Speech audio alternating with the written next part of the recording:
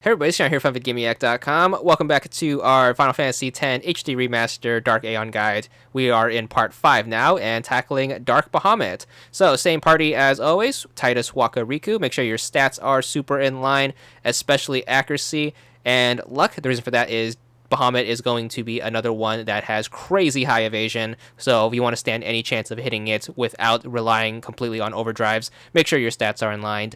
This is going to be the first boss fight where you are required to have the status proofing armors. So in addition to auto haste, auto protect, auto phoenix, you want to make sure you have ribbon on at least one person, and the other two you can have either ribbon or stone proof if you don't want to take the time to farm dark matters. So to face Dark Bahamut, make sure you head over to Xanarkin, hit up the warp pad, and you want to teleport towards the dome. Once you are here, make sure you go inside to the corridor, and then once you're there, make sure you head all the way up the stairs, through the Cloister of Trials, through the little elevator room, through the lobby, and into that place where we fought Unaleska. Closest save point to him is going to be in the little elevator room, so make sure you make a save there so we don't have to do all this walking again if we do die. This is going to be the first of the quote-unquote hard Dark Aeon fights. The reason for that is, once again, you need those status-proofing armors in order to do this, because you will die immediately if you don't have them. And also, his stats are going to be quite ridiculous, especially when it comes to being able to hit him. So with that in mind, once you start the fight, highly recommend that you want to make sure you have a piece of paper nearby and you want to count off the number of attacks you hit him with. The reason for that is, after every fifth attack you hit him, he is going to use Impulse, which is going to hit your entire team. Not only is it going to hit your entire team, it is also going to petrify and shatter everyone, so anyone who does not have either Stoneproof or Ribbon is going to get knocked out of the fight. So if you don't have those abilities on anyone, you are obviously going to lose the fight as soon as you throw off your fifth attack. So do your best to avoid that. Also, having this piece of paper and counting the number of attacks that you hit on him is going to be very helpful, because it's going to dictate the whole course of the fight.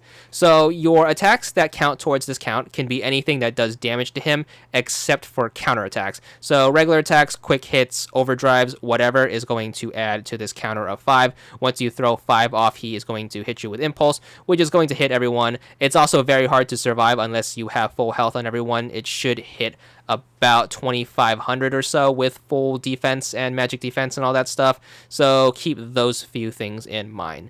At the start of Riku's first turn, you obviously want to throw up Hyper Mighty G. Make sure you have auto life on everyone at all times, because once he gets his overdrive bar full, he's going to hit you with a Mega Flare with, regardless of your stats, unless you have the HP limit broken, it will kill everyone, since it's going to hit about 40 grand or so. Besides those two moves, the only other attack he has is a normal slashing attack, which can only hit one person at a time, and that is going to be the move that he uses on his turn whenever he does not have a full overdrive bar, and that will pretty much insta-KO whoever it hits. So my best advice is to make sure you have auto life on everyone at all times, and you want to avoid a scenario where you have low health, you hit your fifth attack on him, and then he counterattacks with Impulse, taking you out.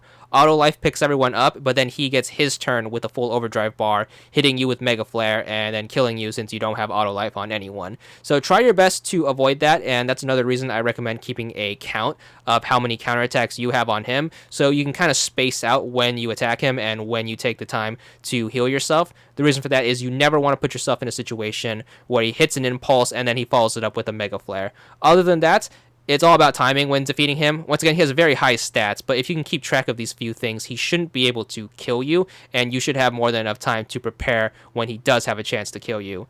So that's going to be our main strategy on the defensive end, is pretty much time his Impulse counterattack rotation and always be prepared whenever he is about to throw out Mega Flare. So if you can see his overdrive bar filling up, either slow down the fight or you want to start taking the time to put auto life on everyone. So once you get into the habit of counting the number of attacks that you do to him, you should be able to avoid any of his attacks that are going to wipe out your team. So the only really thing you have to worry about is going to be Mega Flare, which is something you can telegraph since you can see his overdrive bar.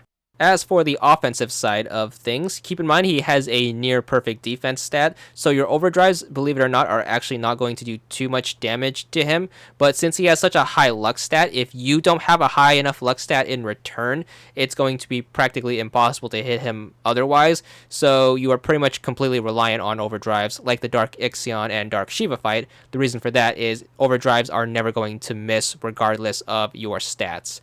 Now, if your strength stat is high enough and you have enough accuracy and luck in order to hit him consistently, I actually recommend foregoing overdrives completely and just sticking to using quick hit. So if you're hitting towards the damage limit, it might actually be better using that instead of overdrives. The reason for that is you are going to get more turns in your attack rotation, and it's going to do more damage in the long run. Remember, whatever strategy you keep up, to always count the number of attacks that you land on him, so you can know whenever impulse is coming up, so you can avoid a situation where he takes out your team with impulse, you waste your auto life, and then he hits you with a mega flare, wiping everyone out. Other than that, as long as you remember to keep auto life on everyone, you should be good in terms of avoiding his attacks. It's a simple fight as long as you know these few esoteric things, most notably the impulse counter and how that works, and making sure that you do have auto life on your team all at once. Other than that, it's going to be a very slow fight. He has 4 million HP, so this is going to take quite a while to take him out, but the strategy is never going to change. He's never going to mix up his attacks. He's just going to stick to the main three, and you should be able to get through this A-okay. So make sure you have a fine stock of those Lunar Curtains and Gambler Spirit, so you can always throw up Hyper Mighty G. That way you can put auto life on everyone just using one turn. If you are foregoing the attack him with overdrive strategy, make sure you're using Entrust and giving your overdrives to Riku. That way she can always throw up Hyper Mighty G at a moment's notice. And other than that, just slowly whittle him down until he goes down. So sticking with this strategy, the fight is going to take anywhere from 20 minutes to about half an hour, trying to whittle down his ridiculous health bar. But once you manage to take him out, you are going to have one of the harder Dark Aeons done and out of the way. Check back soon next part, where we will cover the next boss fight, which is going to be against Dark Yojimbo, which will be a fun one. But that's it for now. Don't forget to check back soon next time for more, and that's all there is to it.